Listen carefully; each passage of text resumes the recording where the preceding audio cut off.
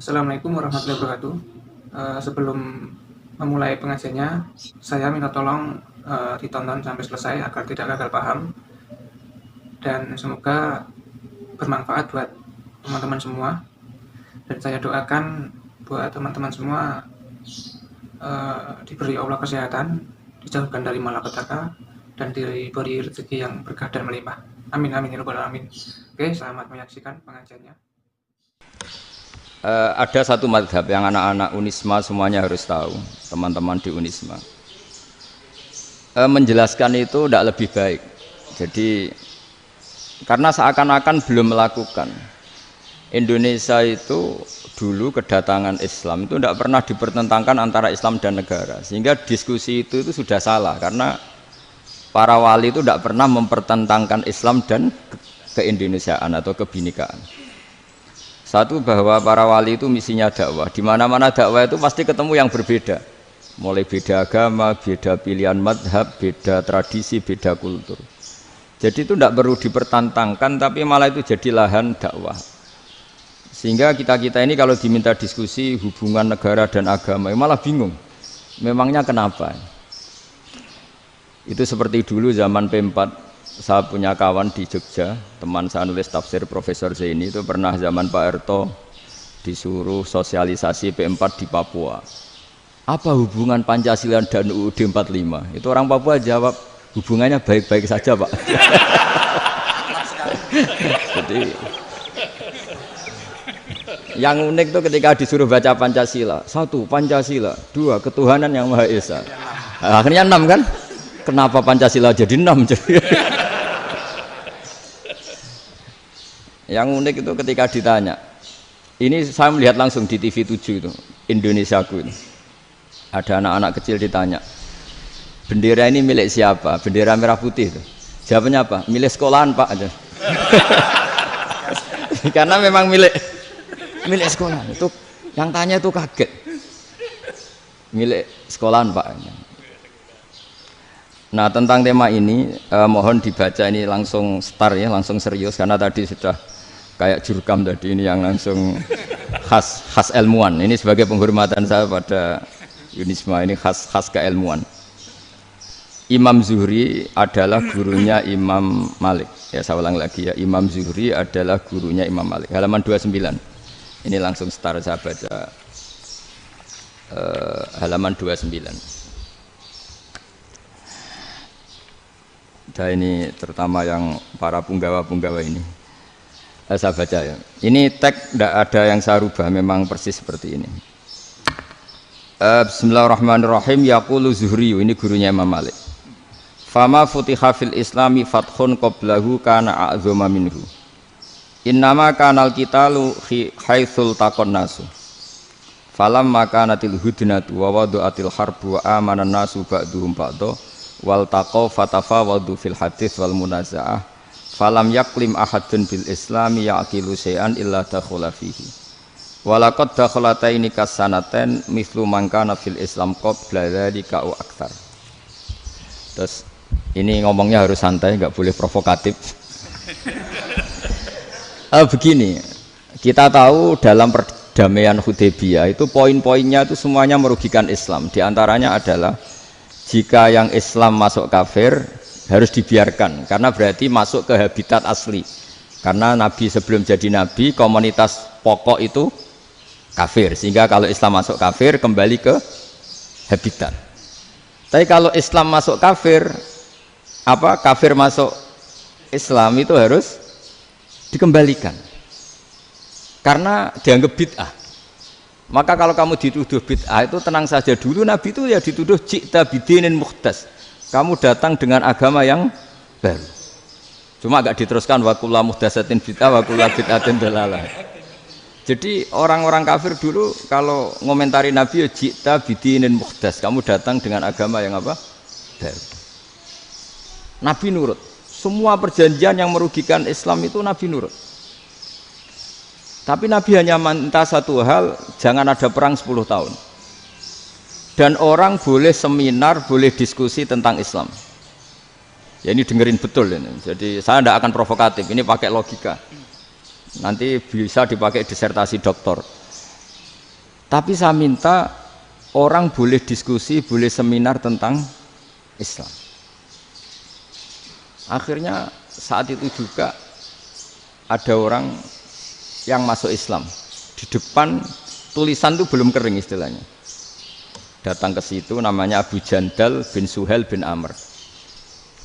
Itu datang ke Nabi, ya Rasulullah saya ini mau masuk Islam. Kata orang-orang kafir, ini pertama Muhammad, kamu komitmen enggak sama perjanjian? Kalau kamu komitmen harus kamu kembalikan. Nabi bilang, ya Abu Jandal kamu kembali ke mereka, ke habitat mereka, yaitu menjadi kafir. Di komunitas kafir maksudnya. Akhirnya nangis.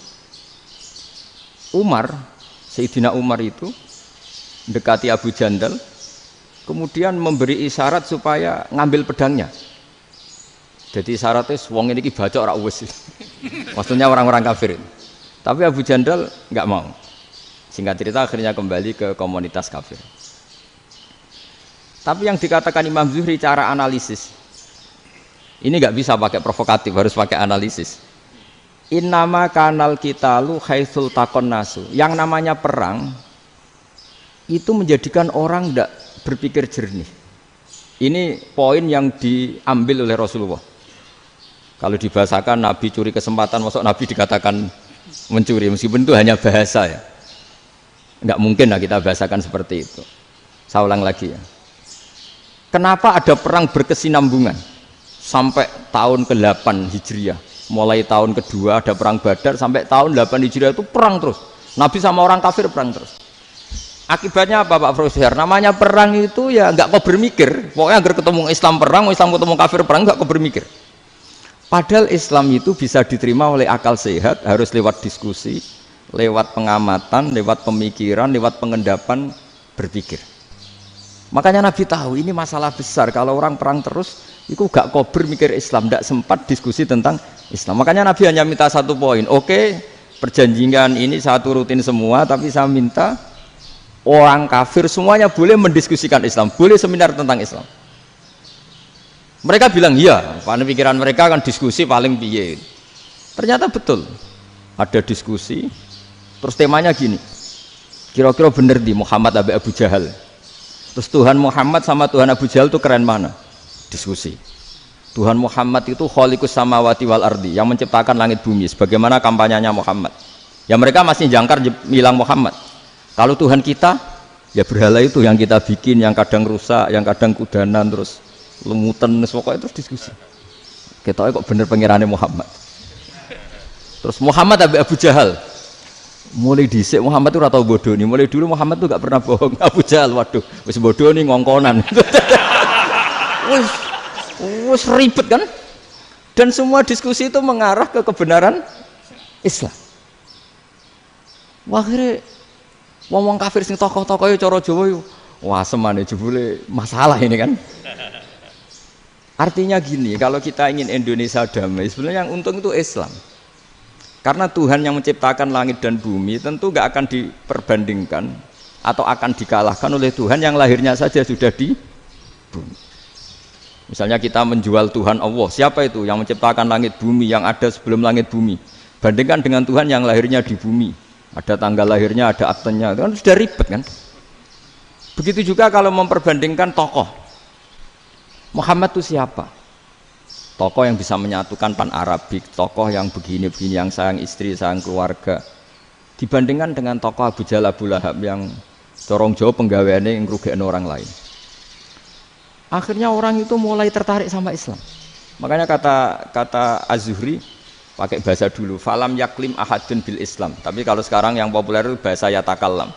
Sebenarnya yang benar itu bahasa kalimah yaklimu kalaman, karena masdarnya itu kalam, berarti sulasi nopo mujarrad. Tapi di fi'ilnya itu mujarradnya enggak kelaku. Jadi di fi'ilnya takallama ya takallamu, tapi untuk masdarnya yang kelaku kalaman. Jadi ini agak unik, agak enggak lazim. Sebenarnya kan takallama ya takallamu takalluman, tapi di masdarnya kalam populer, tapi di fi'ilnya tidak populer.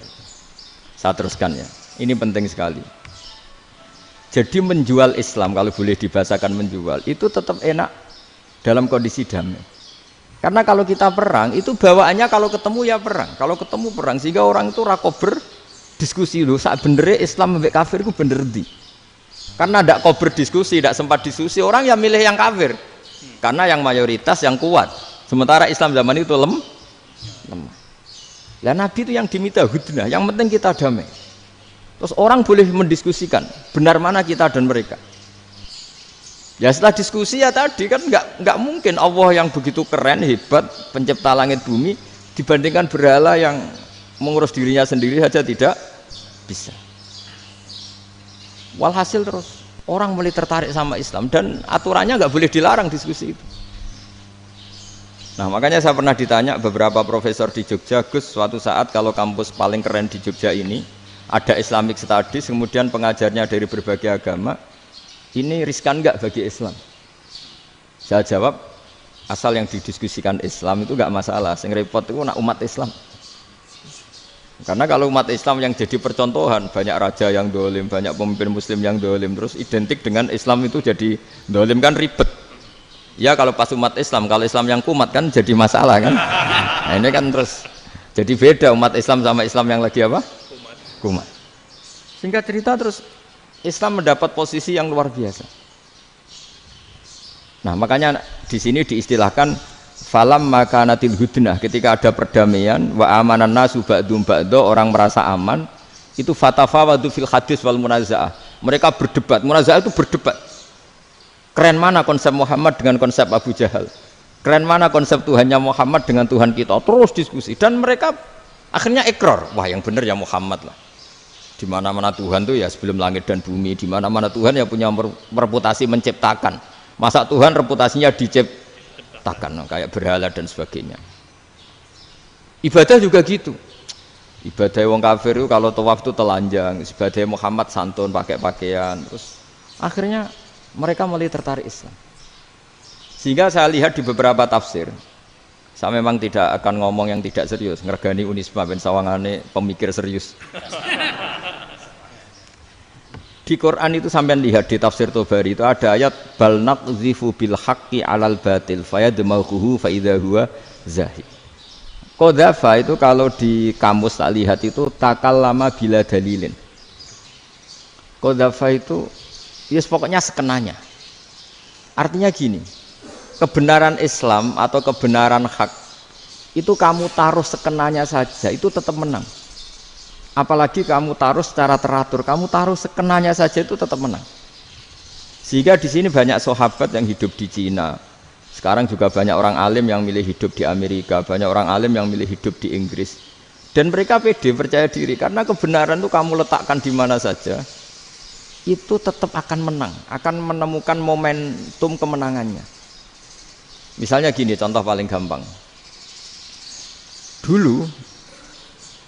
Dulu para peneliti, saya ulang lagi, dulu para peneliti itu ya datang kemana-mana, termasuk Ibnu Battuta, termasuk Ibnu Khaldun, ya semua peneliti itu suka neliti. Setelah diteliti, Quran itu satu-satunya kitab suci yang membicarakan sains, misalnya tentang falak, tentang astronomi, tentang asal-usul kejadian manusia, kejadian makhluk. Juga bicara tentang geografi, geologis, semuanya. Sementara kitab lain hanya cerita tentang mawaid wal hikam wal ibar. Jadi diteliti kayak apa, pada akhirnya hak ini yang menang. Bal naqzifu bil haqqi 'alal batil fayadmaghu fa idza huwa zahid. Saya berkali-kali cerita, ada ulama yang ahli matematika. Ketika ditanya kenapa kamu suka ngajar matematika, sampai muridnya itu ragu, ini guruku mlebu swarga ta ora, penggaweane mulang matematika. Tapi para muridnya bermimpi bahwa Imam Amudi itu disuruh ngajar para malaikat. Dan itu pede betul dia. Kata Allah, ini ulama saya yang iman kepada saya setingkat iman kamu. Jadi malaikat itu tidak mungkin Gusti kita menyaksikan langsung engkau, sementara ini di bumi nggak nyaksikan jenengan. Kenapa bisa sepede dan seyakin itu? Akhirnya Imam Amudi disuruh ngajarin matematika. Jadi Anda kalau profesor itu nanti harus sempat ngajari malaikat, itu baru benar-benar profesor. Jadi nanti di akhirat ngajari siapa? Malaikat. Jadi ada seminar yang melibatkan banyak malaikat, narasumbernya itu seorang profesor. Itu ketika kenapa engkau begitu yakin kalau Allah itu Tuhan? Dan Allah itu Al-Wahidus Shomad. Terus Imam Amudi mulai nulis angka gak beraturan. 2, 3, 4, 5 sampai 1 miliar, 1 triliun, pokoknya gak beraturan. Kata beliau, nisbatus naini wassalasa ila ma la nihayatalaha iku nisbatul far'i ilal asli. Mbok angka sebanyak apapun, 2 dibanding 1 ya far'ul wahid, 3 dibanding 1 ya far'ul wahid. Semua angka yang gak terhingga pun dibanding 1 semuanya far'ul wahid. Semua angka sebanyak apapun itu cabang dari angka 1. Fakullu hadhil awalim far'un minal wahidis shomad, yaitu Allah Subhanahu wa ta'ala. Wakil malaikat tepuk tangan, iya juga. Jadi begitu juga ada ulama itu ahli gambar. Saya dulu ngaji sama Mbah Mun Al-Husunul Hamidiyah, itu kitabnya itu banyak gambarnya. Dan gale gambar yang ngawur betul, mangga ahli gambar. Saya epol, sempurna lele. Semua gambar bangunan, gambar sapi, pokoknya gambar. Ternyata dia menemukan Tuhan itu dari gambar. Gambar serapi ini atau seruwet ini sama. Gambar rapi sama ruwet itu sama kalau dalam pandangan tauhid. Dimulai minan nuqtah al-wahidah. Kowe cek gambar sing rapi, sing indah, cek gambarmu elek, dimulai dari 1 titik. Dan titik ini nuqtatil wujud, yaitu Allah Subhanahu wa ta'ala. Jadi nak cara ahli tauhid gak penting gambare api, menang lomba atau ora penting. Butuhe hadis surah ini gambar baik yang rapi maupun ndak adalah min nuqtah dari 1 titik. Ya. Alam raya sebanyak ini mbok gambar mbok ora, cek mulai Mars sampai Jupiter kabeh semua bentuknya yang banyak ini semuanya min nuqtatil wujud, yaitu dari titik wujud, yaitu Allah Subhanahu wa ta'ala. Di sini hebatnya ulama-ulama, mbok dia pengajar matematika, mbok pengajar gambar, semuanya dipakai perangkat untuk tauhid. Ya, itu kan juga bagian dari Islam damai, Islam yang sangat tidak perlu perang untuk orang dipaksa Islam. Enggak perlu provokatif kayak tadi pidatonya rektor jenengan tadi. Jadi ciri utama ilmuwan tuh kalau ngomong datar tapi logikanya enggak terbantahkan, itu ciri khas ilmuwan. Kalau ciri khas politikus kalau ngomong itu keras. Provokatif lah kira-kira gitu. Tapi isinya biasa.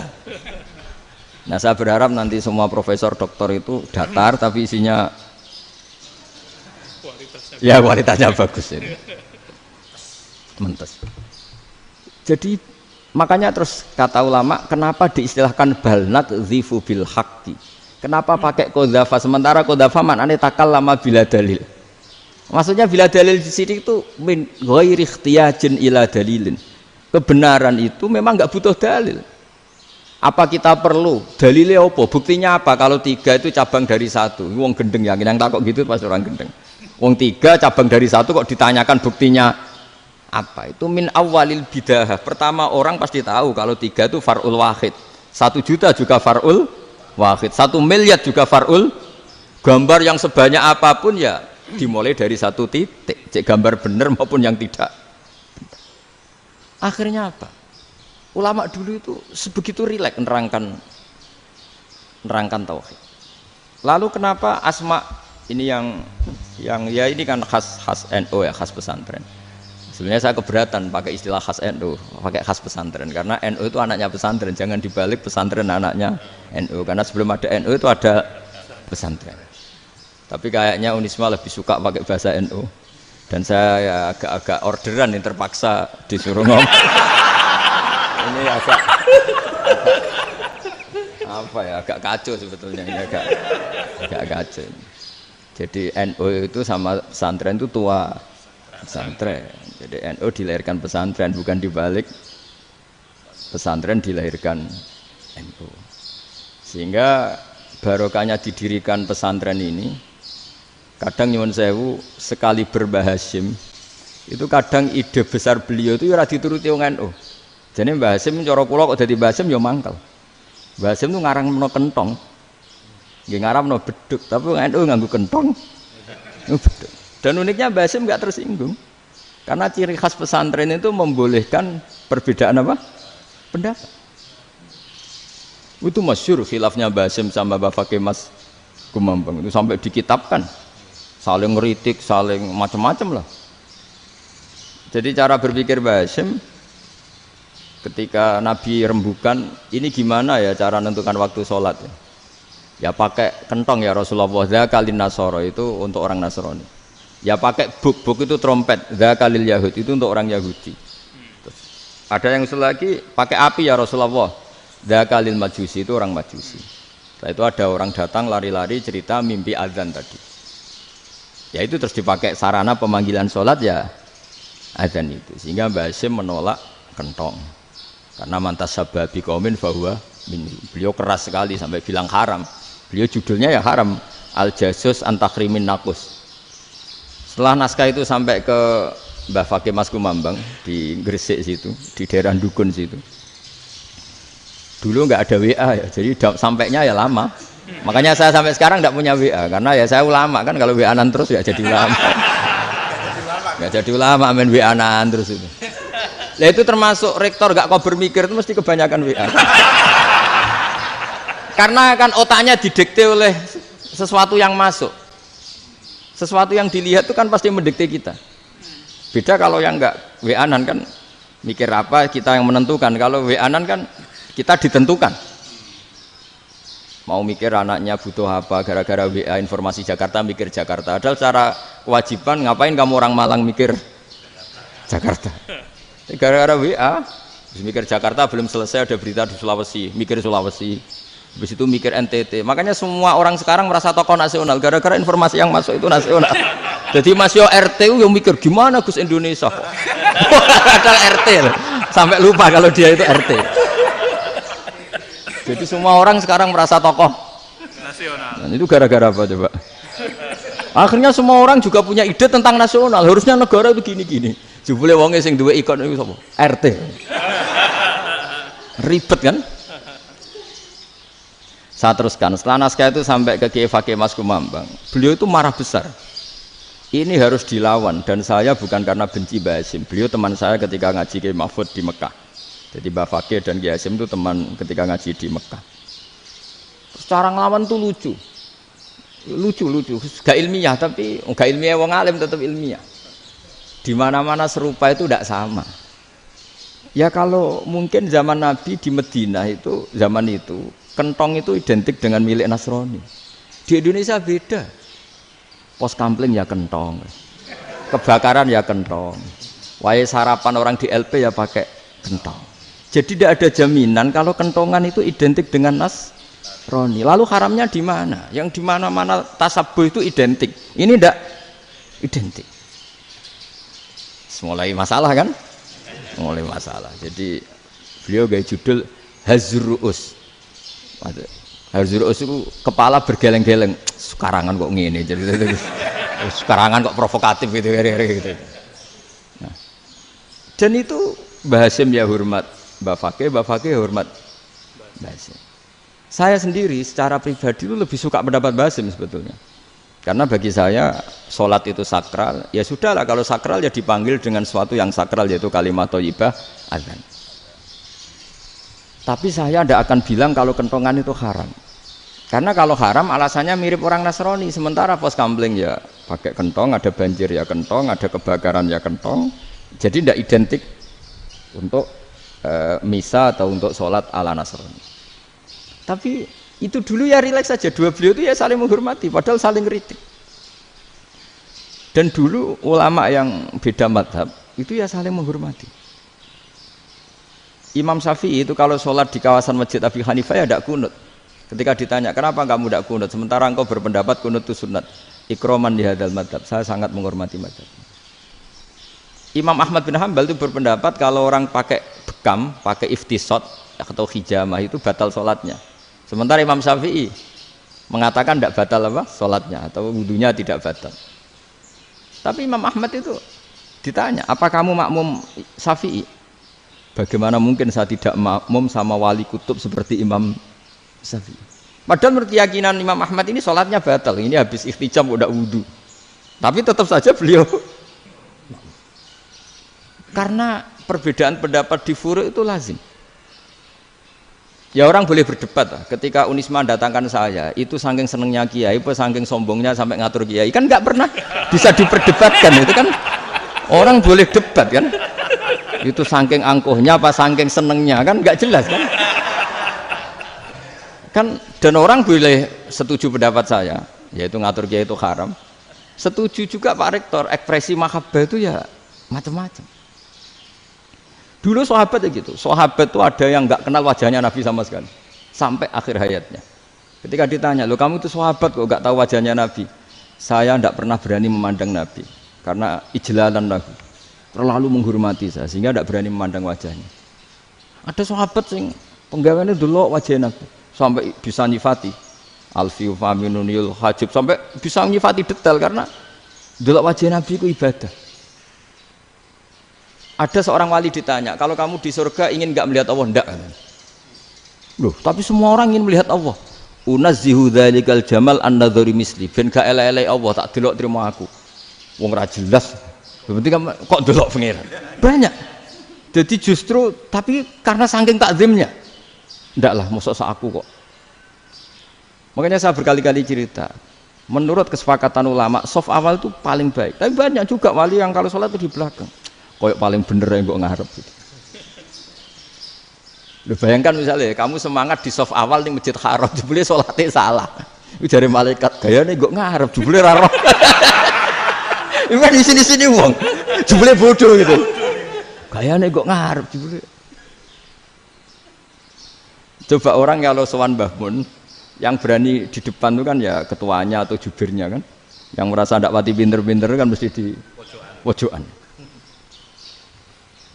Artinya sudut pandang seperti itu ya sah saja, apa? Sah saja. Makanya banyak sahabat yang jarang sowan Nabi, alasannya takut ganggu Nabi. Banyak yang sering sowan Nabi, alasannya seneng Nabi. Yang sowan ya seneng Nabi, yang enggak sowan alasannya seneng. Lu Nabi itu tokoh, punya keluarga, punya anak. Kalau saya sering sowan berarti sering ganggu. Yang sering sowan dia alasan ini khazanah kita harus istifadah. Jadi zaman dulu itu ya biasa, dua sahabat yang satu milih mahabbah itu milih sering sowan, yang satu juga mahabbah milih tidak sering. Karena pertanyaannya bisa dibalik kan, sering sowan apa sering ganggu coba. Nabi Abedar, assalamualaikum. Nabi nimang cucunya, assalamualaikum. Ayo bener yang sowan apa bener yang enggak kalau seperti itu. Akhirnya terus diatur sedemikian rupa oleh Quran. Walau annahum sabaru hatta takhruja ilaihim lakana khairal lahum. Jadi sahabat kalau mau sowan Nabi ya nunggu di sufah. Kalau Nabi keluar berarti milik publik. Sekali masuk ke dalam tidak ada sahabat yang berani sowan. Itu la tadkhulu buyutan Nabi illa ayyudzana lakum. Kalau soal sampai masuk dalam harus nunggu dipanggil. Karena sekali Nabi masuk dalam itu milik privat keluarga, milik istrinya, milik cucunya, milik keluarganya. Jadi Nabi sekali keluar ke ruang itu berarti milik publik. Itu terus jalan tengah. Karena kalau langsung masuk, bayangkan saya itu sering menyaksikan. Mbah Mun habis ngaji 2,5 jam ngaji Jalalain, baru masuk, assalamualaikum. Padahal yai mungkin mau ke kamar mandi, mau ini itu. Jadi dulu itu Quran sangat modern. Sebelum ada dokter ngatur tamu, rektor ngatur tamu itu Islam sudah modern. Dia kan nggak fair kan? Misalnya saya ke Unisma harus janjian pakai ini, terus kalau misalnya kesini selonang-selonang kan lucu kan, mentang-mentang kiai terus juga sowan-sowanan selonang-selonang. Padahal kalau kita mau ke mereka pakai protokol. Sering tidak fair dunia ini. Tapi karena aku kiai ra oleh gelo ya sudah. Akhirnya saya memutuskan gak gampang kemana-mana karena itu. Saya sering didatangi ajudannya menteri, Gus mau ada tamu dari Jakarta tanggal ini. Mesti saya bilang, mereka milih tanggal yang mereka kosong. Kok tidak mikir apa pas itu kosong? Tak jawab enggak lah, sebelum diatur bahasanya dan tawaduknya gitu. Akhirnya dibalik, datang lagi, Gus jam dengan kosong apa kita menyesuaikan. Lah itu lagi dia akhlak kata saya. Itu baru punya akhlak kata saya. Bukan masalah ini, bukan masalah gengsi ya. Saya sendiri itu dolan ke alumni itu jarang, karena ya takut. Kiai kan yang nganggur, jam 9 nganggur, jam 10 nganggur. Bisa saja alumni itu kerja di pabrik, bisa saja yang latihan ekonomi di pasar. Jika kalau saya datang jam 9, iki kiai sing nilai santri ini, apa kiai sing ganggu santri. Nah karena orang ini melakukan rutin, gak kok berpikir, pokoknya ngono jenenge silaturahim. Mau nyerah kok berpikir, padahal kalau diangen-angen, ini kiai yang nilai santri ini, apa kiai yang ganggu santri ini karena datang di jam kerja.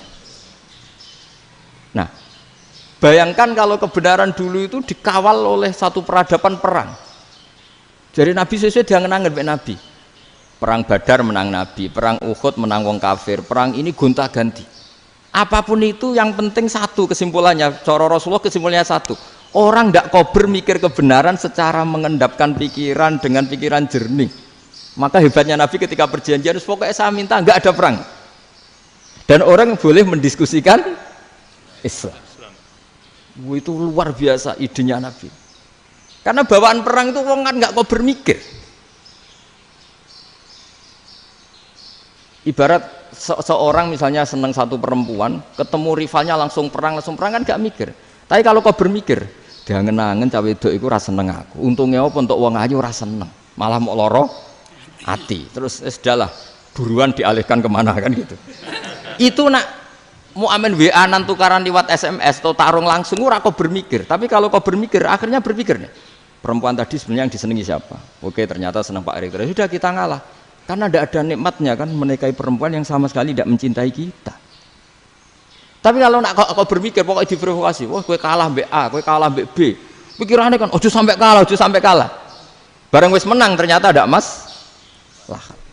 Nah bayangkan Islam itu seperti itu dulu, dipertarungkan. Doang Islam itu dinu aklin, agama yang diterima dengan akal sehat. Tapi sekarang ukurannya perang, yang menang berarti benar, yang menang benar, kan terus jadi repot. Itu Nabi tidak ingin, makanya Nabi ingin sudahlah, nggak ada perang. Nah, makanya kata Imam Zuhri, fathul Islam terbaik adalah orang boleh diskusi tentang Islam dan tidak ada perang. Lagi-lagi penting, tidak perang itu penting, silmun itu penting, perdamaian itu. Setelah tidak ada perang, akhirnya fatafawadu fil hadis wal munazah, orang boleh diskusi apa saja, termasuk boleh adu polemik. Konsep satu Tuhan dan Tuhan banyak diperdebatkan. Akhirnya Nabi secara rileks bisa menjelaskan.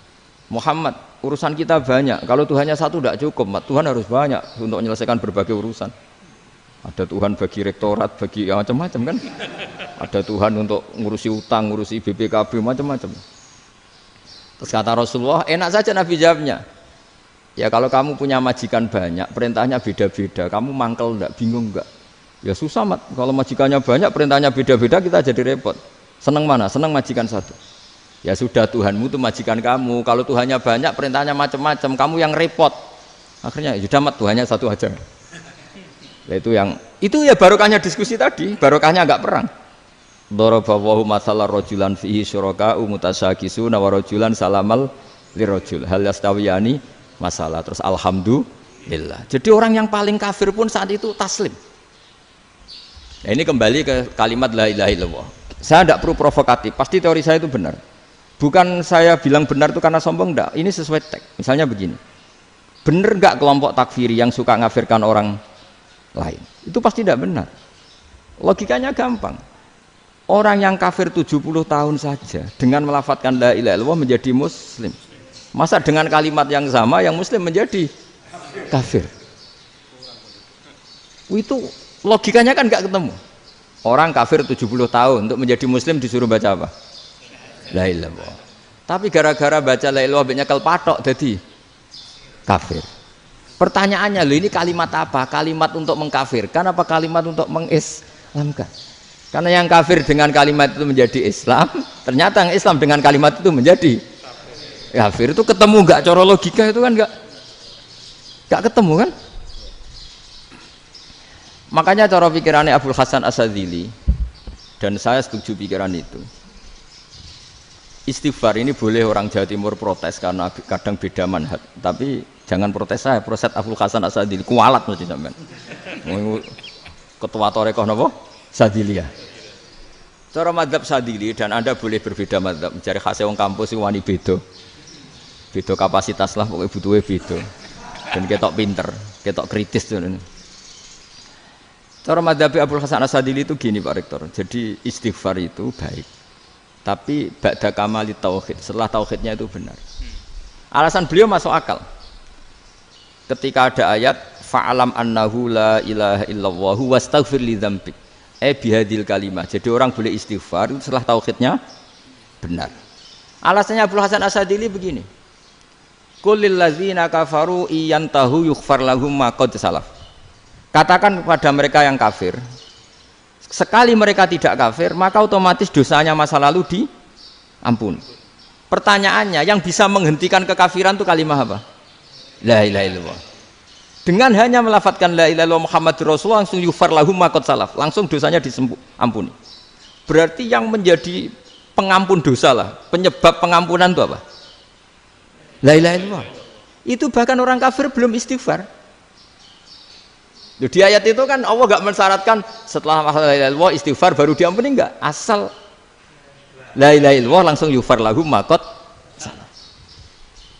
Saya ulang lagi ya, jelas ya. Jadi kulil ladzina kafaru iyantahu yufar lahum ma qad. Nah, sekarang iyantahu, mereka berhenti dari kafirnya. Syaratnya pakai apa? La ilaha illallah Muhammadur, itu langsung yufar lahum ma qad. Artinya apa? Ghufranullah itu bisa didapat hanya dengan mujarrodut tauhid, yaitu hanya dengan melafadzkan kalimah thayyibah. Dan sahnya istighfar juga berdasar kalimah thayyibah itu. Misalnya gini, orang kafir sebelum Islam melafadzkan astaghfirullah, astaghfirullah, astaghfirullah, kira-kira diterima enggak? Enggak kan? Karena syaratnya istighfar ba'dat tauhid. Nah, makanya dalam mazhab Sadzili istighfar itu setelah la ilaha illallah. Karena cara pandang ya seperti itu. Jadi fa'lam annahu la ilaha illallah wastaghfir li dzambi. Jadi dengan kebenaran tauhid saja ini sudah cukup kita insya Allah layak diampuni. Karena innallaha la yaghfiru ayyusyraka bihi wa yaghfiru ma duna dzalika liman yasha. Jadi orang yang tauhidnya benar itu bisa diampuni Allah asal tauhidnya benar. Itu Allah ngendikan liman yasha wa yaghfiru ma duna dzalika liman yasha. Dawe Imam Suyuti walam yakun liman yastaghfir. Jadi orang yang bertauhid secara benar meskipun gak sempat istighfar itu tetap potensi diampuni. Karena bawaan tauhid itu sudah menjadi layak diampuni. Kayak orang kafir sekali ngelafatkan kalimat tauhid mbok gak istighfar langsung diampuni. Nah, karena melihat seperti itu terus orang berlomba-lomba memperbanyak jumlah ngelafatkan la ilaha illallah. Jadi kita yang alim, kita semua, saya tidak bilang saya, kita termasuk yang di pinggir-pinggir saya ngaku alim nggak masalah lah, soalnya kita semua yang alim-alim itu tahu bahwa la ilaha illallah itu super, sudah bawaannya tauhid, juga punya kelayakan diampuni. Nah, kemudian nasib kita agak sial, malah kalimah ini dituduh bid'ah, dituduh khurafat. Mergo Nabi nggak pernah tahlilan, Nabi tidak pernah. Nabi gak pernah tahlilan, kalau diartikan Nabi ratau maca la ilaha illallah, aneh gak kalimah itu. Nah, ini provokatif ini.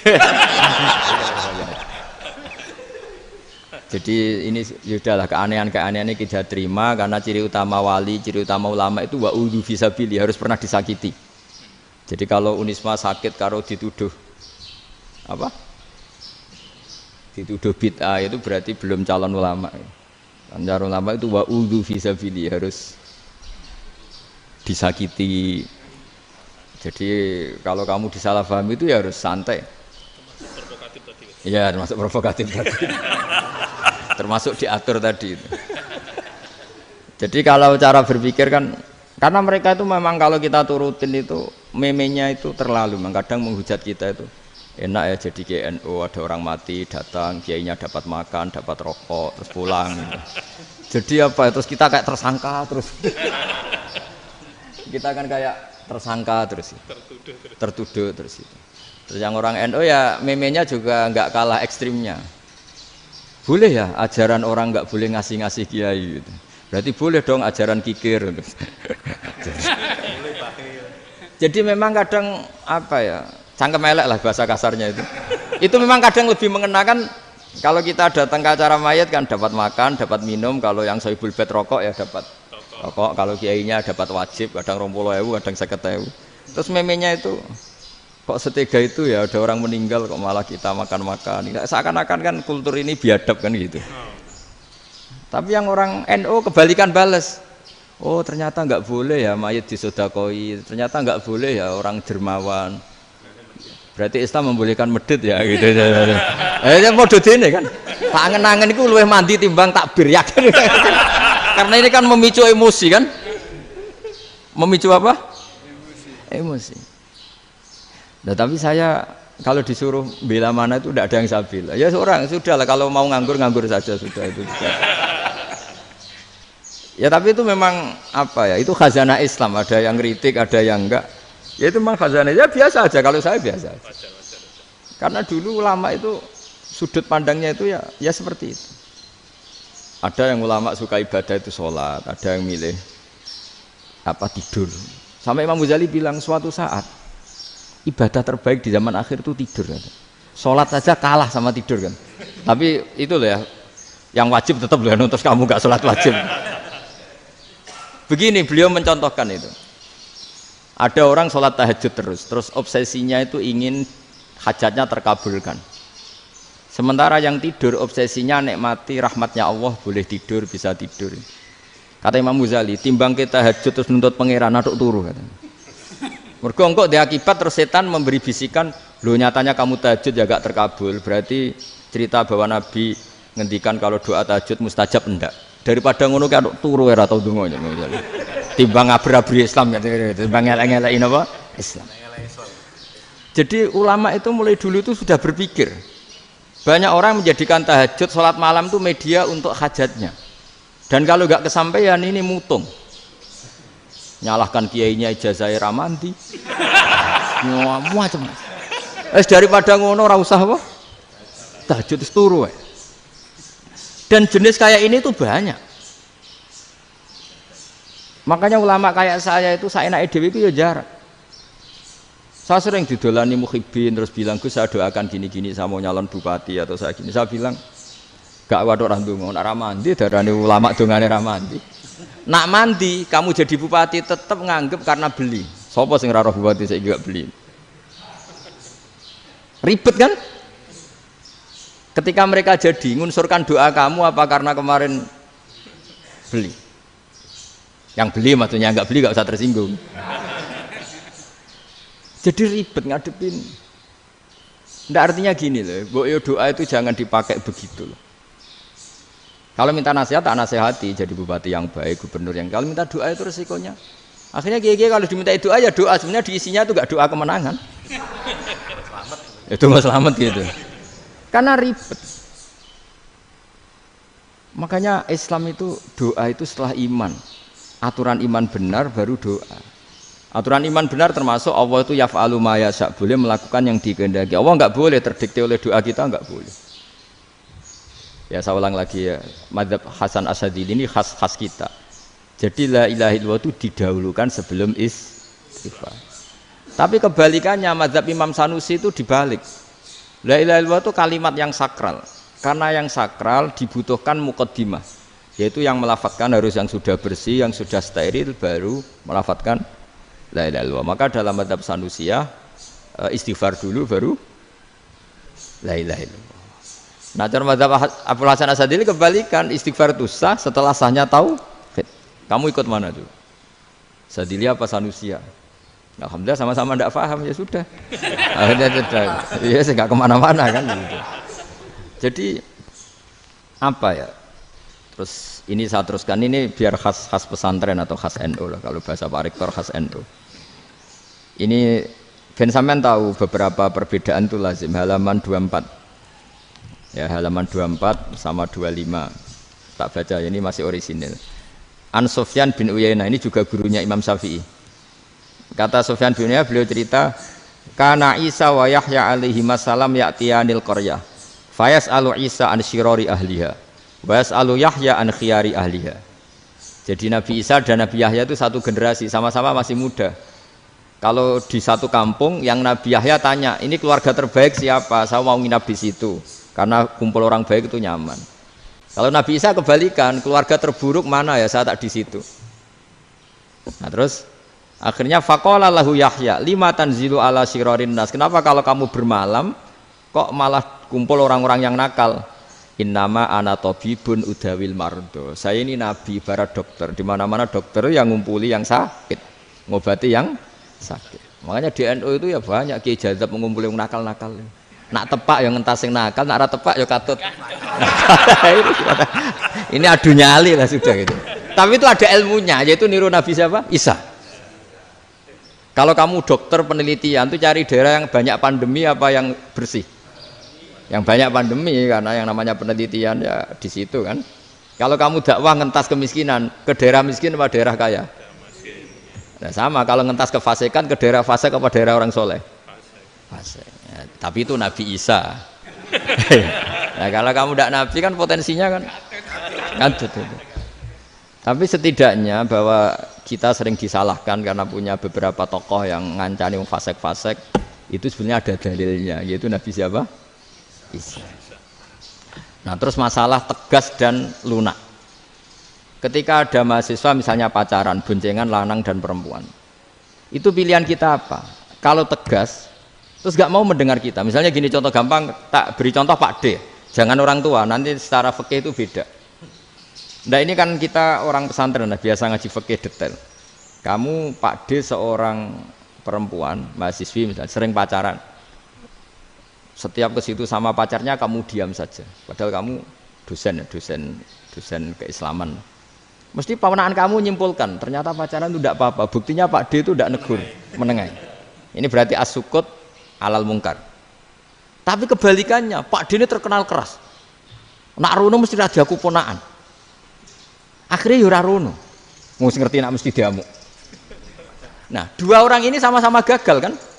Yang lunak menjadikan ponaannya pacaran terus karena enggak negur sehingga dikira membolehkan. Sing keras juga enggak sempat bina wong rono era wani. Akhirnya dua orang ini sama-sama enggak ketemu, sama-sama enggak berkesempatan membina kan? Gagal membina kan? Karena yang keras ponaannya enggak pernah situ, berarti enggak bisa bina kan? Yang lunak membiarkan berarti juga ada bina. Nah Islam itu antara dua itu, ya agak terlalu lunak, nggak terlalu keras. Karena kalau terlalu keras, misalnya ada kiai terlalu keras, lu masyarakat mau tanya itu gimana? Lari kan? Lu saya ini punya pengalaman pribadi. Saya ini kan kecelok orang alim. Itu kalau pernah ya saya itu berusaha ya pokoknya ya umumnya orang alim lah. Tenang, terus anteng, nggak gejlok-gejlokan. Itu nggak ada yang tanya. Saya mimpi ketemu beberapa ulama itu disalahkan. Terus umat saya kalau mau tanya itu ke siapa? Wong alim wis wibawa, meneng tambah banget wibawan. Kalau Quran sering gejlok rektor macam-macam. Terus wong wanita kok. Saya biasa ke pasar pandangan dicegot orang. Gus, putri saya itu sering keluar darah tapi melebihi batas haid gini-gini. Kalau badhe sowan jenengan, gak usah sowan ning kene mbek ngadeg-ngadegan. Terus tanya, yang haid berapa hari, Gus? Ya supaya rudat ilal adat sebelum dia punya penyakit istihadah itu berapa? 6 hari ya sudah, kembali 6 hari lainnya mustahadah, tetap sholat, tetap normal. Tapi kalau sawi bawa mau pasar gue tasbih seduwilu iku mesti wong salaman njaluk donga yakin. Tapi baru kayak rada uraan ketemu wong-wong, dol pening ndi? Mak pening ndi? Gus beneran Gus ketemu jenengan kula wingi badhe tuwa kok. Hanya tanya. Jadi uraanku itu amdan. Lho nek sampean asli, iki asli uraan. Karena ndak uraan lah tetap ndak wibawa kan. Jadi baru kayak uraan itu ya banyak. Saya itu kalau ngantor di Jogja itu banyak orang yang tanya. Ya biasa tuh tanya macam-macam. Karena saya uraan. Ke pasar ya orang, bahkan di bis sering ketemu orang, wah beneran Gus kalau badhe sowan jenengan badhe tanya ini. Ya sudah di sini aja. Jadi semua itu diilmoni. Nah, Nabi itu punya sisi yang dua-duanya jalan. Memang beliau luar biasa, dipilih Allah yang luar biasa. Nabi ketika wibawa itu banyak sahabat yang bahkan mengenali wajahnya aja tidak bisa. Ka'anna ala ru'usihim at-thair. Bayangannya seakan-akan di kepalanya itu ada burung yang takut terbang, saking antengnya. Tapi Nabi sekali mengeluarkan job, sekali santai, itu sahabat tanya itu sampai yang nggak pantas ditanyakan.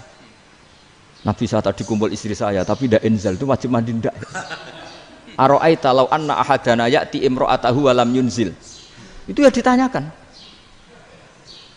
Nabi pun kumpul ya mboten saged enzal sepundi. Guys betul lagi. Terus ya ada yang tanya macam-macam. Ya saking ada sahabat dipanggil Nabi tambah lari, dipanggil lagi tambah lari. Panjenengan nyeluk, oh pas kula kumpul bojo kula. Lah kula kuwatir jenengan orang suci, saya belum mandi, makanya saya lari. Terus Nabi ngendikan innamal mukmin thahir, ya nak masalah ketemu kiai ra apa-apa ijek junub. Sementing kok nak salat ya adus sik. Tapi Nabi sekali pakai madzahirul jalal, tapi pakai wibawanya, itu orang enggak berani ngomong. Tapi sekali Nabi rileks, itu orang bisa tanya apa saja, termasuk halal yang enggak pantas. Ada sahabat itu tanya lucu, tanya Maimunah. Maimunah itu ya cantik tapi sudah agak tua lah. Maimunah, ya umal mukminin, hukumnya ngambung bojo pas Ramadan piye? Wah gak roh aku, gak tahu diambung kan Nabi pas Ramadan. Tanya Saudah, wah malah ra diambung kalau Saudah itu kan wis tuwa itu. Lucunya istrinya jawab, tanya Aisyah yang mungkin Nabi, iya yang mungkin tanya Aisyah. Itu yang usul ya istrinya Nabi Maimunah. Selalu Aisyah, tanya be Aisyah. Ya Amirul ya umal mukminin gini-gini. Wah, Aisyah yang cantik masih perawan kan. Qabbalani Rasulullah bahwa Nabi biasa ngambung-ngambung pas Ramadan dan beliau tetap puasa. Akhirnya fakih ngarang kan wa takbil fi Ramadan wa tublah la tubtilu shauma ngambung ora. Iku ya udah biasa dhisik. Ya nasib bojone ayu. Nah ini artinya seasik itu gitu. Jadi garwane Nabi sing ngrasa rodok tuwa. Wah, aku ora tahu ya. Kok Aisyah. Serilek itu dulu itu. Maksudnya orang-orang Islam pertentangan itu. Maksudnya ini ya balik semua ini bedanya orang pesantren sama orang kampus. Kalau orang kampus mau cerita agama itu rahmatan lil alamin, tapi nyontokno rileke ora iso. Agama itu rilek, tapi nyontokno rileke ora iso. Mergo ya rapati ngaji. Contohnya ora iso, dadi mau gawe kaidah kok Islam itu rahmatan. Jadi Nabi itu lah, Allah juga gitu. Allah itu kalau sudah memperlihatkan madzahirul jalal, itu mbok malaikat Jibril rawani. Ketika Allah dengan madzahirul jalal. Tapi kalau Allah dengan madzahirul jamal, madzahirul apa? Jamal. Iku ya gojo-gojo kan ambek makhluke gojo. Ya buli-bulian cara sakniki. Ya sampean delok ning hadis syafaat itu, akhiru man dakhalal jannah atau akhiru man kharaja minan nar, itu di beberapa judul. Ada seorang rojul yang ahli neraka ya, dintas mbek pangeran terus ditudono swarga. Gusti, swarga sengiler tok ora wong wayu roh, wis wong ngiler tok. Ngerjaluk Gusti mosok roh tok ora oleh mlebu. Jarimu asal mlebu metu kon neraka ora jaluk-jaluk meneh. Sumpah lho ya, gak jaluk apa-apa meneh. Mboten Gusti. Sekali saya keluar dari neraka ndak akan minta apa-apa lagi. Wis. Wallahi, wallahi. La as'alu ghairaha. Maksudnya ghaira khoslah, ghaira tilkal khoslah. Ya niku selain keluar dari neraka saya ndak akan minta lagi. Didono swarga wong do kelon seruwibet kan. Sing bojone elek kan dendam dadi ning swarga iku. Swarga iku wis macam-macam. Gusti mosok roh tok ora oleh mlebu. Jarene janji ra njaluk meneh. Akhire ya wis didelokno neraka. Jadi pangeran jawabe gampang, didelokno neraka. Roh neraka begitu menyakitkan, begitu ngeri. Sudah Gusti saya tidak minta surga, sementing enggak masuk neraka. Rabbana srif anna adzab jahannam. Setelah lama itu diadepno swarga njuk mlebu swarga, terus diadepno nang neraka. Akhirnya ya sudah. Saiki mlebu swarga gak apa-apa. Iku jawabe lucu. Atas taziu jenengan ngenyek kula. Wong karuan ahli swarga kok mlebu swarga. Terus akhirnya mlebu swarga, kan mlebu swarga tamanna, sangen-angen sembah jaluk apa? Orang angan-angan yang indah-indah, laka wa asratu amsal, ya siku tak turuti wa asratu amsalihah lan lipatan ke-10. Jawabe wong lanang ya lucu. Atas tazi ubi wa anta rabbul alamin. Jenengan pangeran kok ngenyekan. Maksudnya wis karuan aku ora pantes. Terus jare pangeran, la astazi ubika walakinni alama asya'u qadir. Aku gak ngenyek kowe, pancen aku pangeran. Nuruti kowe iku iso. Jadi Allah sendiri ketika dengan madzahirul jamal itu malaikat ya ono sing wani bantah. Masyhur itu kan malaikat sing bantah pangeran atas alufia mayufsidu fiha wa yasfikut. Karena Allah dengan madzahirul jamal. Yang paling masyhur Nabi Musa. Nabi Musa itu ketika Nabi Mi'raj. Nabi Mi'raj itu beliau kira-kira di langit keempat lah yang masyhur atau kelima. Ngelangkahi. Nabi Musa menangis, "Ya Rabbi, ini apa-apaan? Orang sing ja'a ba'di kemudian melangkahi makom saya, ini apa-apaan?" Jadi Nabi Muhammad kan apapun hebatnya kan junior. Kok melangkahi makom saya ini apa-apaan? Enggak fair. Sampai Nabi Muhammad itu tanya gini sama Jibril. Reaksi Allah gimana ketika melihat Musa seperti itu? Jawab malaikat Jibril lucu. Ya roh khiddatahu. Allah sapal gayane Musa. Biar. Jadi lucu. Ya dibiarin aja sama Allah. Tapi wong jenenge Nabi Musa itu kekasihnya Allah. Tetap berkah bagi kita. Betul. Ketika setelah Mi'raj diwajibkan sholat 50. Gentenan Nabi Musa kelihatan nabinya. Sebenarnya Nabi Musa itu sebetulnya loh, nggak menguntungkan kita sebetulnya. Tapi yang menguntungkan, sebenarnya nggak niat menguntungkan kita, tapi menguntungkan. Nabi Ibrahim kan di langit ke-6, keren lah. Konti jong ketemu Allah ngeten-ngeten kan salat seket. Karena Nabi Ibrahim terkenal Nabi baik ya ndak bantah. Bareng Nabi Musa. Kenapa diceluk pangeran? Kula kan salat ping 50. Inna ummataka la tutiku dalik. Wah, gak kuat umatmu. Serai-rai gak umatmu ora ngarah kuat 50 rokaat. Tapi sebenarnya Nabi Musa itu niatnya bukan membela kita. Fa inna ummati la umatku sing gagah-gagah ra iso meneh umat. Berarti sebetulnya ya itu masih pakai gengsinya sebetulnya. Wes ngono-ngono lah sementing kita untung. Sebetulnya dia itu nggak terima. Wong umat saya aja yang lebih kuat, nggak kuat apalagi umatmu. Dan terus sebutin, irji ila rabbika fas'alhu takhfif. Itu berarti Allah dengan madzahirul jamal. Sudahlah, datang ke Allah minta keringanan. Allah itu baik. Minta. Mbak Allah di ringanan mau 5 tok, jadi cek 45. Balik ke Nabi Musa, piro 45, cek ra kuat umat. Wong umatku ora kuat, jadi sebenarnya dia bilang umatku ora kuat. Lho cara Nabi Muhammad model wong Malang, yo beda umatku mbek umatmu. Ribet kan? Beda. Lho Nabi Muhammad kan enggak seperti itu kan? Enggak punya akhlak Malang kan? Akhlak. Maksudnya akhlaknya mujur itu loh, enggak akhlak yang baik gitu. Ya, akhlak yang mujur bukan yang Malang gitu. Jadi Nabi ya manut. Tinggal 40 kan, dikurangi lagi 35 sampai 9 kali kan? Masyhur itu. Ya kan kalau dikurangi 55 kan berarti turun naik kan 9 kali. Itu setelah 5 itu Nabi Musa cek usul, masih ragu. Iku cara Nabi munggah nentek. Ini entek ya. Terus iya doa tuntas betul. Bisa bebas. Terus munggah ado-ado lha opo. Ngapain itu? Akhirnya Nabi Muhammad sudah sampun ya kalimah Allah, saya ini malu sama Allah Musa. Sudah 9 kali dan diturutin terus. Jadi Allah kalau dengan madzahirul jamal itu Nabi Musa biasa nego sama Allah. Tapi ketika Allah dengan madzahirul jalal itu Nabi Musa enggak berani. Yaitu di hadisus syafa'ah. Hadisus syafa'ah ketika manusia datang ke Nabi Adam, ya tuna Adam. Ya Adam anta abul basar ngene isfa'li lana inda rabbik. Kamu saya minta mensyafaati kita. Nabi Musa, Nabi Adam inna rabbi qad ghadibal yawma ghadaban lam yaghdab qablahu mislah wa la yaghdab ba'dahu mislah. Ini Allah sedang murka besar dan tidak akan murka seperti ini lagi. Sudah saya tidak berani nafsi. Nabi Ibrahim enggak, termasuk Nabi Musa ketika di itu ya enggak berani. Karena Allah dengan madzahirul jalal. Itu Nabi Musa enggak berani.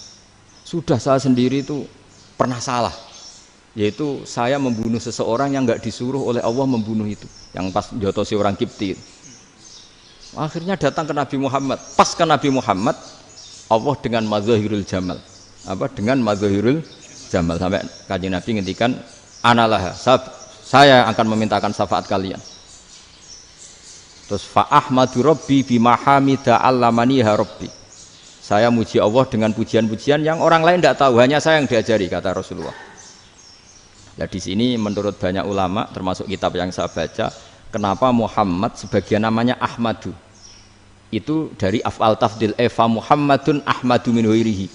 Muhammad Rasulullah itu kalau muji Allah di atas cara mujinya nabi yang lain. Jadi Ahmadu bukan dari fi'il mudhari' lil mutakallim tapi dari af'al apa? Tafdil. Fa Muhammadun ahmadu min ghairihi. Bahwa Kanjeng Nabi Muhammad sallallahu alaihi wasallam itu cara mujinya Allah di atas pujian para nabi.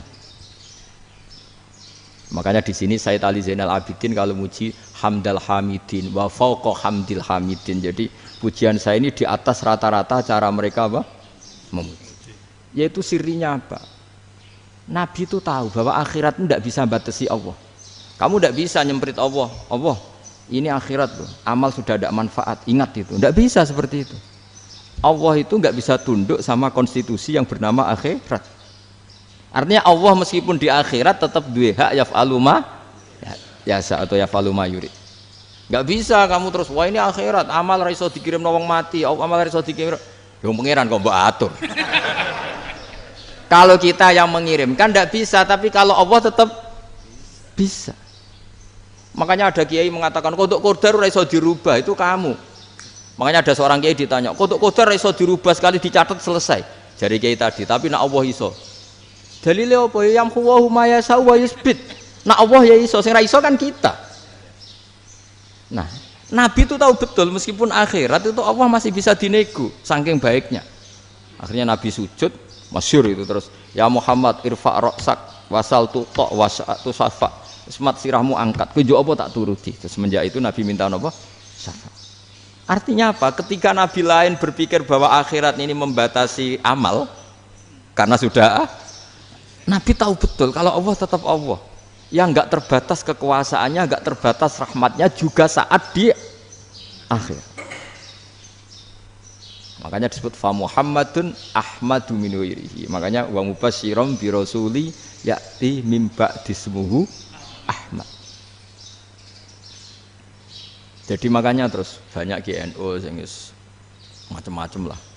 Sing ono sing potongane wedi terus hati-hati. Niku berarti makome Madhahirul Jalal. Ono sing amen guyon nek makome Madhahirul Jamal. Ono sing ra jelas ngene iki, sing ra jelas. Nak guyu buanter kok nak nangis yo buanter. Jebule urusan utang. Lah ini sudah yang udah.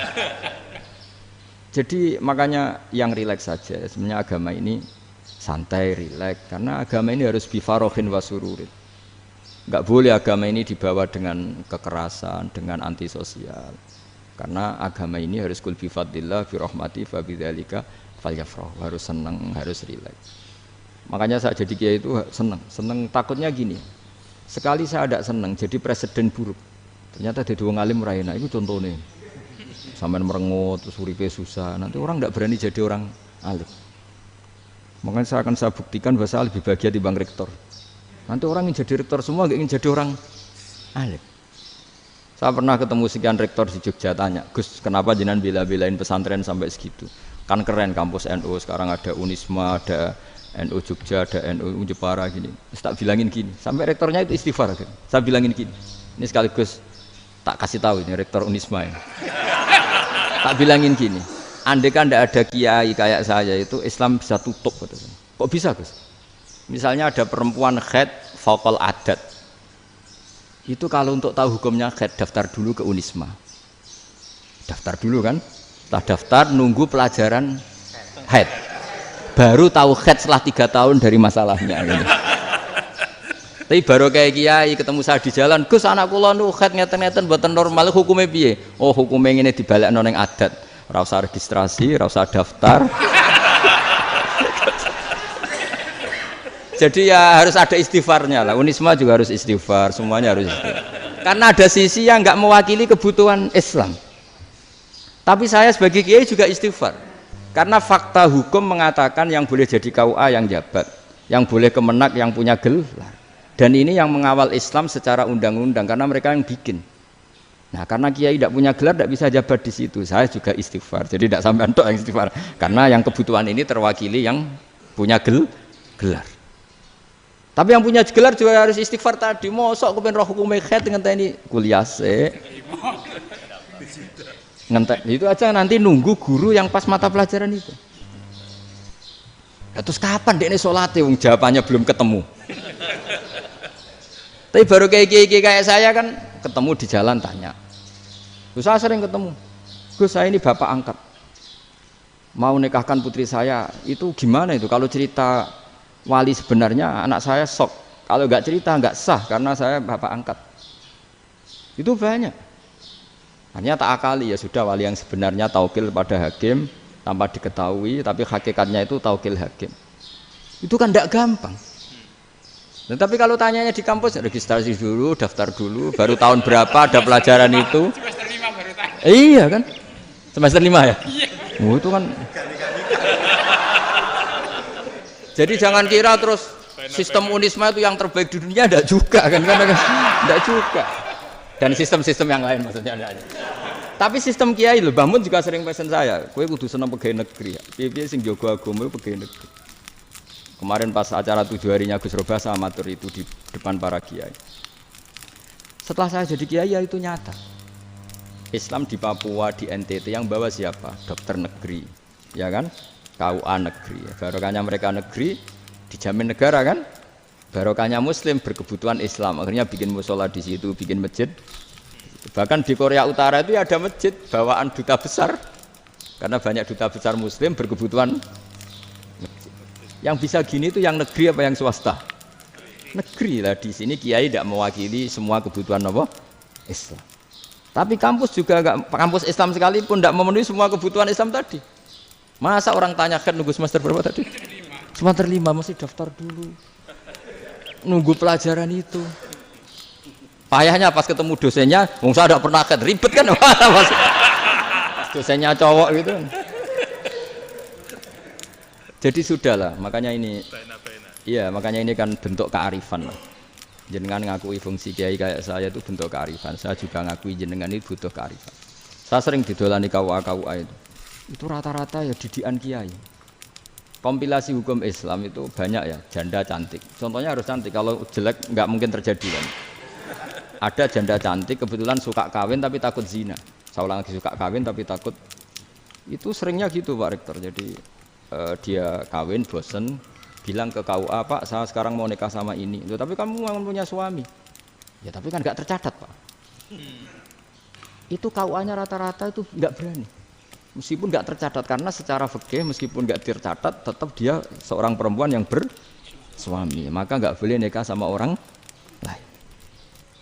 Jadi coba kalau nyun sewu KUA hanya ngikuti hukum formal, yang penting di catatannya nggak punya suami, ya dinikahkan saja kan. Tapi mereka enggak, karena didikan kiai nggak berani. Artinya gini, kalau hanya pro hukum catatan sipil, maka ini dinikahkan bisa karena nggak tercatat. Tapi secara hukum santri nggak bisa dong menikahkan perempuan sing dadi zaujin yang punya suami. Jadi ini barokahnya kerjasama yang baik. Jadi di masyarakat itu tertanam didikan kiai, nggak boleh nikahkan perempuan yang bersuami. Tapi di KUA ngikuti hukum formal. Dan di Indonesia itu KUA itu rata-rata konsultasinya ya sama kiai. Sehingga ya nggak berani akhirnya, meskipun aku mlebu rokok mbak, gak iso. Dan itu banyak. Seorang lagi ya, makanya ini kan pesantren itu nggak boleh mati. Orang kiai-kiai kayak saya nggak jelas-jelas itu harus lebih jelas lagi. Karena ini yang on time, yang online, yang siapa saja bisa tanya. Saya itu SMS saya itu nggak punya HP WA. HP jadul itu SMS-nya tiap hari tak berapa, orang yang tanya dari Kalimantan, dari Aceh. Gus di kampung saya ada masjid 2 itu yang Samana, ada yang dari orang perkotaan. Gus di perumahan baru ada masjid, yang Jumatan baru orang 12, sah enggak? Ya langsung saya jawab, sah. Dalilnya ini. Ya sudah. Nah, tapi kata Imam Syafi'i gini harus orang 40, itu madzhab Syafi'i, dalam madzhab yang lain gini-gini. Itu kalau tanya rektor itu kan ribet. Masuk ajudan dulu, asisten dulu, panjang.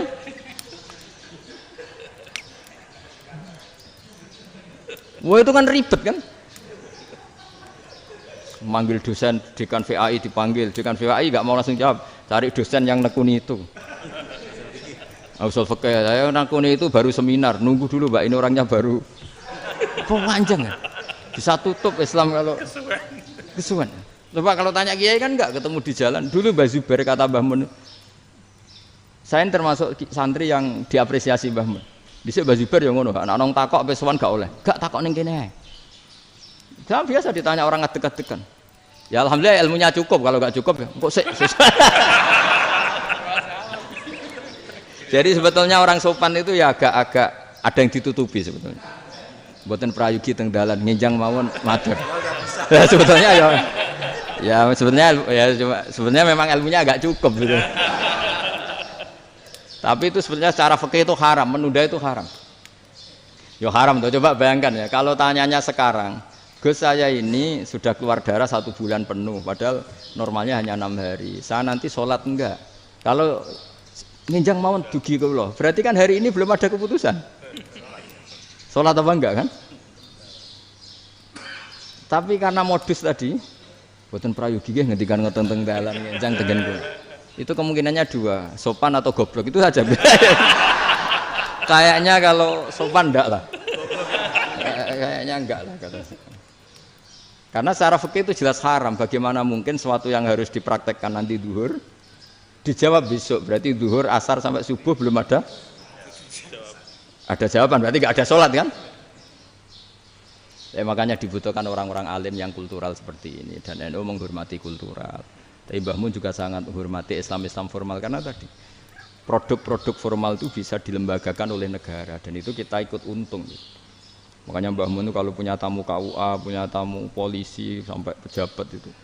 Kenapa saya contohkan KUA? Supaya jangan kira seperti pendapat orang-orang hasud, wah mesti aja disolani presiden senang, menteri senang. Enggak juga. Sebenarnya semua kiai itu mulai KUA sampai polisi, polsek, polres itu senang semua.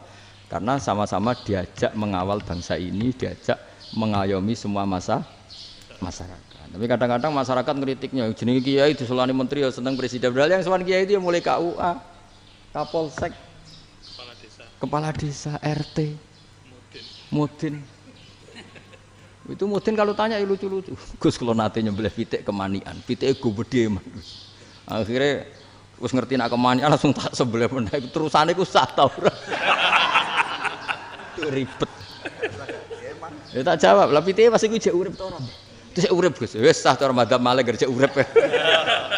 Karena itu ada perdebatan antara madzhab Malik dan madzhab Syafi'i. Nah, cara Imam Syafi'i itu agak ketat. Hewan yang punya kehidupan sudah mutharibah, misalnya ayam jago, contohnya harus jago, karena kalau ayam kecil diikhlaskan haram. Jadi yang cilik wae kan gitu. Fikih itu ya, fikihnya orang Indonesia itu pecundang. Kalau ayam kecil enggak ditanyakan, matek ra wis. Kalau jago ditabrak truk kejet-kejet. Andai kan enggak disembelih pun mesti mati. Itu cara madzhab Syafi'i itu haram. Karena penyembelihan ini tidak menjadi penyebab kematian, tapi memang karena kecelakaan tadi. Tapi cara madzhab Imam Malik enggak. Andai kan enggak disembelih, matinya kan 2 menit lagi atau 1 menit lagi. Andai kan enggak disembelih. Berarti mati sekarang itu bawaan pisau apa bawaan kecelakaan? Ya sudah halal gitu caranya. Nah akhirnya ya saya bilang ya sudahlah kita semuanya mati. Jadi cara debat, cara Imam Syafi'i enggak, cara berpikir itu sudah tidak kehidupan yang normal. Yang dimana-mana penyembelihan itu mematikan yang hidup normal. Jadi agak ketat. Sehingga dalam contoh kemanian, kalau dalam bahasa Jawa nyembelih agak sempurna terus pesonya jatuh atau apa itu, kalau pakai madzhab Syafi'i agak kesulitan. Jadi kalau madzhab Malik asal diselesaikan secara fauron, dan juga sebagian madzhab Syafi'i itu halal. Nah orang mesti tanya gitu, Gus, wedhusku tabrak truk, man Gus kejet-kejet. Tapi nak pitik cilik ra ditakokno. Makanya termasuk kritiknya Mbah Mun, tapi ini madzhabnya Mbah Mun ya. Kamu boleh ikut boleh ndak, karena ini urusan ndak penting. Dewe wong-wong lucu, nak ditakoki yuyu muni haram mergo amfibi. Yuyu ngerti sampean? Yuyu nggih. Tapi nak ditakoki kepiting muni halal. Mergo nak yuyu haram gak eman, nak kepiting eman. Padahal alasannya coba, kenapa yuyu haram? Karena amfibi kan, bisa di air. Pertanyaannya, kepiting seperti itu ndak? Nah, tapi kepiting kalau haram kan eman. Karena besar kan. Kalau yuyu silahkan haram kan gitu. Artinya apa? Fikih kita ini agak-agak pecundang gitu, agak-agak pertimbangan. Iya, ini lucu kan? Kualitatif. Coba alasannya yuyu haram karena apa? Amfibi kan? Hidup 2 alam. Pertanyaannya kepiting seperti itu enggak? Iya, kenapa? Kalau orang tanya, yuyu haram apa halal? Rata-rata jawab haram. Tapi kalau kepiting mulai khilaf. Duh, mestinya kan sama kan? Nah itu karena unsur imannya. Iya tadi. Saya juga sering melihat tonggo-tonggo itu. Ayam cuwilik sakmene ketabrak truk, enggak ada yang tanya. Tapi saya pernah jalan-jalan di Narukan sini. Ono jago ketabrak, sing duwe langsung marani kula pas saya naik motor. Gus ini halal apa haram? Nak langsung kula sebelah halal apa haram? Wis kanggo kowe halal ya halal. Karena saya tahu tak jawab haram mesti kecewa itu.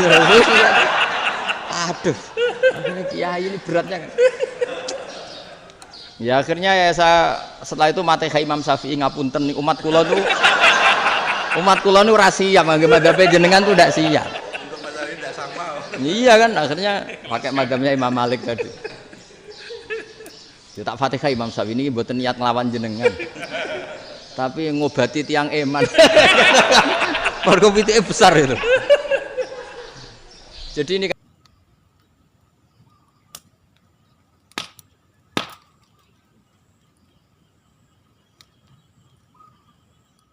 Oke, terima kasih sudah menonton pengajian kali ini. Semoga bermanfaat. Jangan lupa share ke teman-teman atau kerabat terdekat. Dan sampai jumpa di video selanjutnya. Assalamualaikum warahmatullahi wabarakatuh.